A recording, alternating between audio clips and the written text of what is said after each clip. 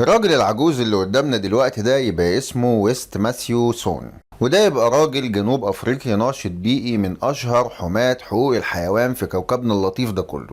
وحبه الكبير للحيوانات ده هو اللي تسبب في نهايته المفجعة، نفس اللي هيحصل لنا كمان علشان قلبي حاسس بكده، ده اقول انه ما يحصلش وما اعملش حلقة عن نفسي.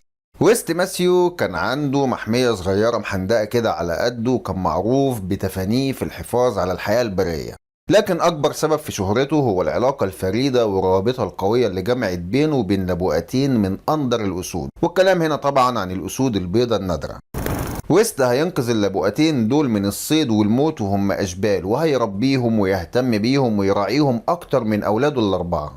وفي يوم هيطلع معاهم هو ومراته بقى في رحلة روتينية زي ما متعود يعمل كل يوم، وهيمشي جنبهم في قلب الأدغال. بس بعد دقايق قليلة ويست ماثيو صاحب ال69 سنة هيتضرب علقة موت، لدرجة انه هينزف من رقبته وهيموت فعلا.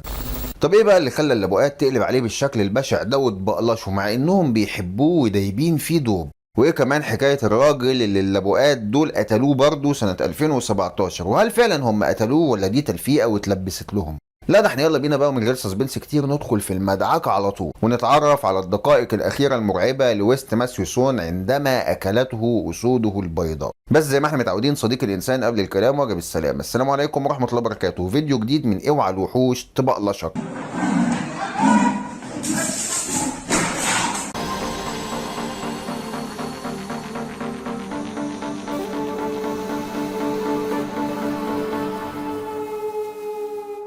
ويست ماثيو سون راجل من سكان دولة جنوب أفريقيا ومعروف جدا هناك، وده لأنه زي ما قلنا ناشط في مجال حماية البيئة الأفريقية، وكمان هو مالك محمية هناك وعنده حب غير طبيعي للحيوانات وخصوصا بقى القطط الكبيرة. ويست اتولد ونشأ في بلد بتشتهر بتنوعها البيولوجي الكبير ومحاطة بالطبيعة البرية والحيوانات في كل مكان، لدرجة انك لو ساكن في جنوب افريقيا هناك ممكن تقابل الاسود في الشارع وتلاقيهم معديين من قدام باب بيتك عادي جدا.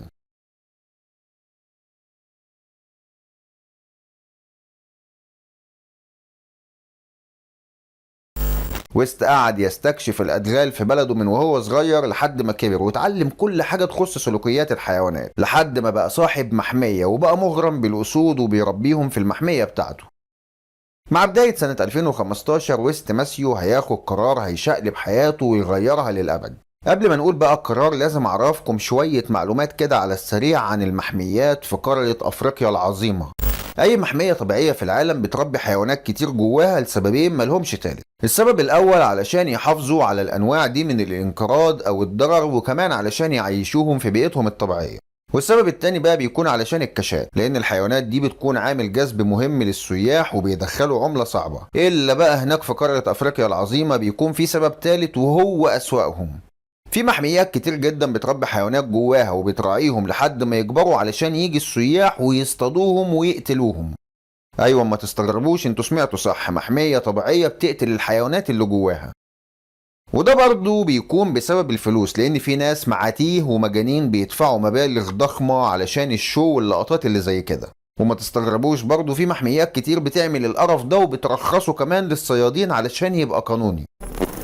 المهم بقى ان في محمية في جنوب افريقيا، او علشان اكون دقيق جدا في اللفظ هي مزرعة اسود. المزرعة دي بتربي الاسود من وهم اشبال لحد ما يكبروا، وبعد كده بيطلقوهم في الادغال علشان السياح يصطادوهم ويقتلوهم. ويست ماثيو بقى عرف ان المزرعة دي كان فيها شبلين نادرين جدا اشبال اسود بيضة، واتأكد ان المزرعة هتراعيهم وتكبرهم لمدة سنتين وبعد كده هيطلقوهم في الادغال زي ما قلنا، والسياح اللي هيدفعوا فلوس كتير للمزرعة هيصطادوهم ويقتلوهم وبعد كده يرموهم في الزبالة، مش هتفرق، اهم حاجة ناخد الصورتين واللقطة ويتقال علينا ان احنا جامدين جدا.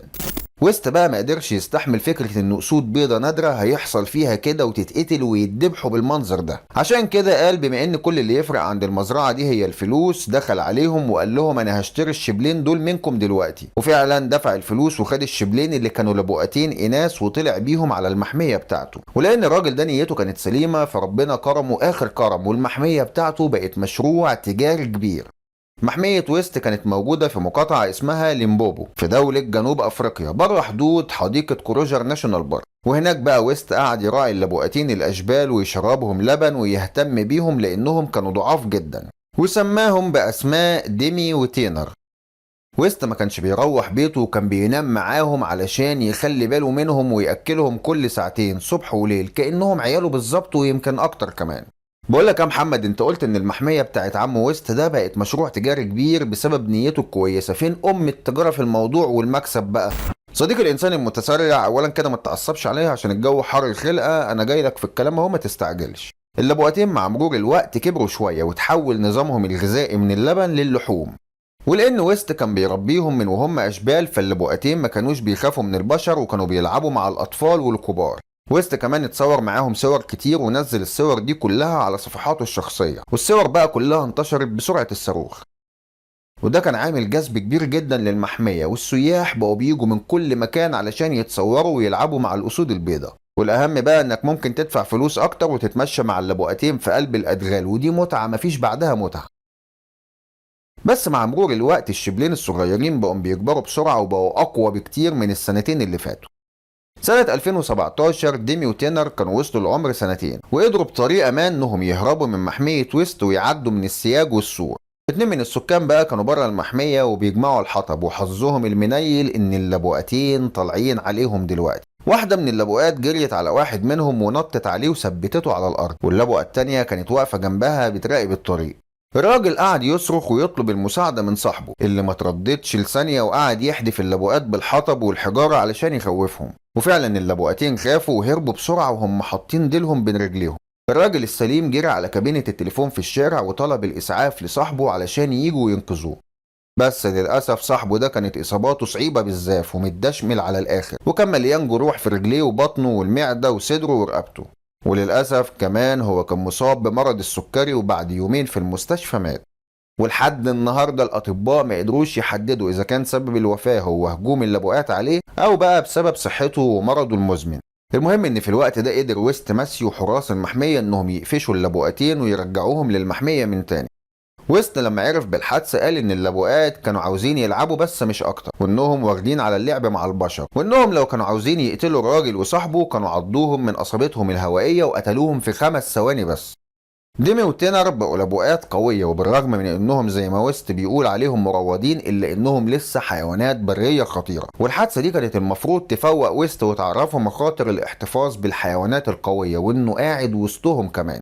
ويست كان عنده عدد كبير من الحيوانات، لكن اهمهم واقربهم لقلبه هم اللبؤتين البيض دول، ولما اللبؤات وصلت لعمر 3 سنين كانوا بقوا بالغين بالكامل واكبر واقوى وبقوا شبه الاسود الضخمه. وحفاظا على سلامه الجمهور ويست قرر ان اللبؤتين دول مش هيتعاملوا مع البشر تاني ابدا، والوحيد اللي ليه حق المشي معاهم والقعاد معاهم في الادغال هو ويست ماسيوسون لوحده، لانه زي ما كان بيقول عليهم حاسس انهم اطفاله وانه ابوهم. وقتها اللبؤتين كان لعبهم بقى ناضج شويه وبيتقاتلوا بينهم وبين بعض زي ما الاسود البالغه بتعمل، وبقوا خطر فعلا، لكن المعلم ويست فضل مخلص ليهم ومش فارق معاه اي حاجه او اي حد غيرهم هم، لدرجه ان الناس في الوقت ده اطلقوا عليه اسم العم المجنون لانه كان راجل عجوز واللبؤات بقوا اقوياء فعلا. بس الحاج ويست ما كانش بيفرق معاه كل الهري ده، وكان بيلف دراعاته حواليهم ويحضنهم وينام معاهم في قلب الادغال. ومع مرور الشهور والسنين اللبؤات بقت بتكبر في الحجم، وويست كمان كان بيكبر في العمر، والمعارك بين اللبؤتين الاخوات بقت شرسة ومدمرة لانهم بقوا اقوى واكثر جرأة، والحاج ويست ما بقاش قادر جسديا انه يقف في وسطهم، ده كف اللبؤة الواحدة اكبر من راسه هو شخصيا. يوم 2 أغسطس سنة 2020 كان اللبؤتين وصلوا لعمر 5 سنين والحاج ويست وصل لعمر 69 سنة. اليوم بدأ طبيعي جدا وويست هيعمل الروتين بتاعه، وهو بقى انه يجيب ديمي وتينر ويمشي معاهم في الادغال. بس الجديد في اليوم ده بقى ان زوجته كانت ماشية وراهم بالعربية بتاعتها علشان تتفرج عليهم.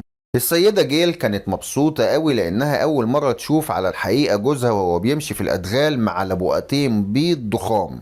بس الولية دي وشها فقر وعاملة زي البومة تقريبا كده، كانت رابطة في رجليها دي القطة سودة مقتولة، لأن دلوقتي ويست هيعمل خطأ فظيع هيغير المشهد وينهي حياته كلها.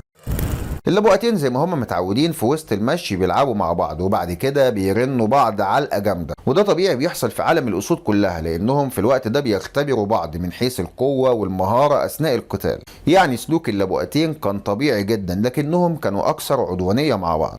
ويست في الاول وقف ساكت زي ما بيعمل دايما وقعد يتفرج عليهم لانه عارف ان دي مسرحيه بينهم، وكان ممكن يزعق لهم من بعيد او يمسك عصايه ويسكتهم. بس الراجل العجوز صاحب ال69 سنه فجاه بقى كده حشر نفسه بين اللبؤتين. قال ايه علشان يفض العركه بينهم وبايديه. ويست تقريبا صدق انهم اطفال وكان داخل يحجز بينهم في خناقه، بس الحقيقه ان دول في الاول والاخر اسود وما بقوش اشبال، دول اسود كبيره وقويه كمان.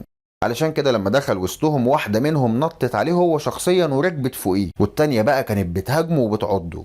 ويست بص لهم كده وقال لهم جرأة لابو منك ليه، انا محدش يهددني، انا كده كده بخاف لوحدي. ومن كتر ما الهجوم كان سريع ومفاجئ الراجل العجوز وقع على الارض وما قامش تاني، وما كانش قادر يتنفس لانه فعلا اتضرب جامد. كل حاجه حصلت بسرعه، وويست دلوقتي بيحاول يصرخ فيهم علشان يبعدوا عنه ويسيبوه. وللأمانة فعلا واحدة منهم ما بقتش بتضربه بمخالبها، لكنها بقت بتعضه بأنيابها كأنه فريسة ليها. السيدة جيل شافت جوزها بيتاكل قدامها وفي خطر مميت دلوقتي، ومع انها شافته قبل كده كتير وهو بيتصارع مع الاسود، لكن المرة دي كانت مختلفة عن اي مرة لانها كانت شرسة وعنيفة، وهو دلوقتي بيتاكل قدامها وهو صاحي. جيل على ما استوعبت الصدمة قعدت تزمر بالعربية وتصرخ في اللبؤات، وساقت العربية ناحيتهم علشان تخوفهم. وخطتها فعلا نجحت، والاسود جريت وهربت، وهي نزلت بسرعه شالت جوزها دخلته العربيه. بس للاسف الحركه دي كانت توليت، ولا مش توليت المطرب المتخفي ده، انا اقصد ان الحركه جت متاخره قوي، لان ويست كان بينزف جامد من رقبته لدرجه ان جيل قالت ان الرمله في الارض اتحولت من اللون الاصفر للون الاحمر. وبعد وقت قليل المسعفين وصلوا للمكان، بس كان ويست خلاص فارق الحياه ومات بسبب النزيف والاصابات وسنه الكبير. ويست ماثيوسون اتقتل بطريقة بشعة على ايد اللبؤتين اللي انقذهم ورباهم من عمر اسبوع واحد. نهاية مأساوية الاب الاربع ابناء وجد الستة في عيلته. عيلة ويست قالوا انه كان بيحب اللبؤتين دول قوي، وان الهجوم كان غير متعمد وانهم لازم ما يتقتلوش، بس في نفس الوقت ما ينفعش يبقوا قدامهم ويشوفوهم ويفكروهم بالمصيبة اللي تسببوا فيها. علشان كده اتخدروا واتنقلوا لمركز الانواع المهددة بالانقراض اللي موجود في غرب دولة جنوب افريقيا. وبكده يكون خلص فيديو النهارده من اوعى الوحوش تبقى الاشهر. صديقي الانسان الجميل الحبوب، من وجهة نظرك بقى قتل ويست ماثيوسون كان مقصود من اللبؤتين ولا كان فعلا قتل غير متعمد بسبب انه دخل وسطهم؟ اكتب لنا رايك تحت في التعليقات، وان شاء الله استنونا في حلقات جايه اقوى وامتع. والسلام عليكم ورحمه الله وبركاته.